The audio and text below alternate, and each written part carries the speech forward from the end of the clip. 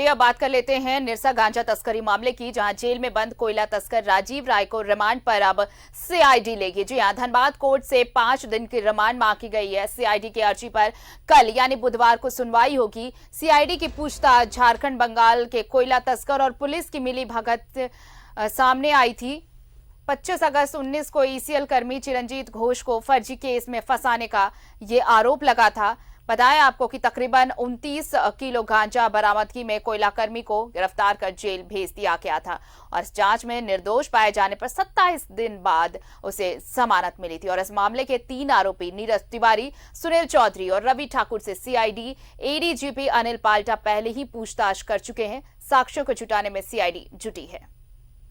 और सीधे इस रुख करते हैं धनबाद का। हमारे सहयोगी अभिषेक हमारे साथ जुड़े हुए हैं। अभिषेक, देखिए ये भी काफी चर्चित मामला रहा निरसा का, ये गांजा तस्करी मामला। किस तरह से पहले निर्दोष को फंसाया गया, उसके बाद जब जांच की गई तो मामला सच सामने आया और उसके बाद जो 3 थे लोग जिनसे पूछताछ एडीजी कर चुके हैं सीआईडी के, लेकिन अब इस मामले में क्या नया अपडेट, क्या कुछ नया ट्विस्ट सामने आ रहा है?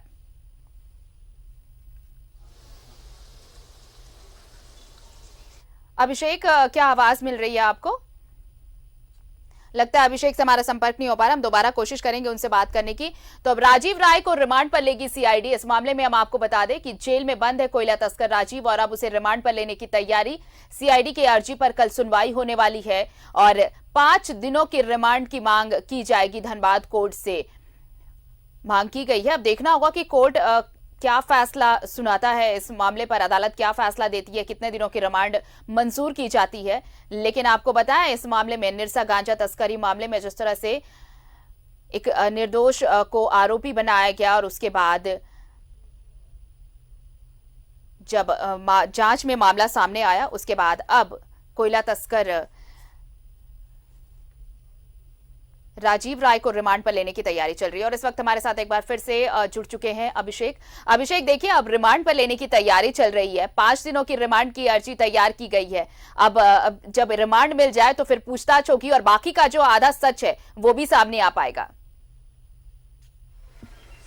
जी बिल्कुल सही कहा आरती कि ये जो अभी तक सीआईडी टीम जो है पूरी कड़ी को मिलाने में जुटी हुई है और जो साक्ष्य जुटाने में जुटी हुई है, उसमें ये अहम कड़ी साबित हो सकता है राजीव राय, क्योंकि ये बंगाल का तस्कर है और बताया जा रहा है कि इसका भी जो बड़े तस्कर हैं वहां, उससे इसके साठगांठ हैं। कई बड़े तस्कर जो कोयला तस्कर हैं उसके बारे में बताया जा रहा है कि राजीव राय उससे भी जुड़ा हुआ है।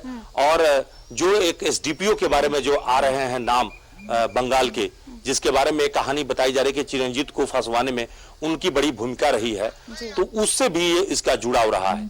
और धनबाद पुलिस के भी जो अधिकारी इस मामले में संलिप्त रहे हैं, उसमें भी इसकी भूमिका रही है। तो इसलिए ये बीच की कड़ी है, बंगाल से लेकर धनबाद तक के कोयला तस्करों के बीच से लेकर पुलिस पदाधिकारियों के बीच में लाइनअप में इसकी बड़ी भूमिका रही है। और यहां तक कि इस घटना में, इस पूरे मामले में वो गवाही की भूमिका भी निभाया था। इसी की गवाही पर चिरंजीत जेल गए और इसी के गवाही पर वो बेगुनाह के तौर पर जो है बाहर भी निकले। तो मजेदार बात यही है कि इस मामले में एडीजे सीआईडी पिछले दिनों इसको पूछताछ के लिए 12 तारीख को बुलवाया था धनबाद में, और 12 और 13 2 दिनों की पूछताछ के बाद सीआईडी को लगा कि यह व्यक्ति इस साजिश में शामिल है, तो उसकी गिरफ्तारी हुई और जेल भेजा गया। यानी कि अब कल का इंतजार होगा अभिषेक, यानी अब कल का इंतजार होगा कि कोर्ट इस मामले में क्या फैसला देते हैं और कितने दिनों की रिमांड पर ले पाती है पुलिस। सीआईडी की पूछताछ होगी और फिर क्या खुलासा हो पाता है। शुक्रिया हमारे साथ जुड़ने के लिए। तो हमारे साथ अभिषेक जुड़े हुए थे धनबाद से, बता रहे थे कि सीआईडी ने अर्जी डाली है, लेकिन अब इस पर सुनवाई कल होगी कि आखिर कितने दिनों की रिमांड पर ले पाती है सीआईडी उस तस्कर।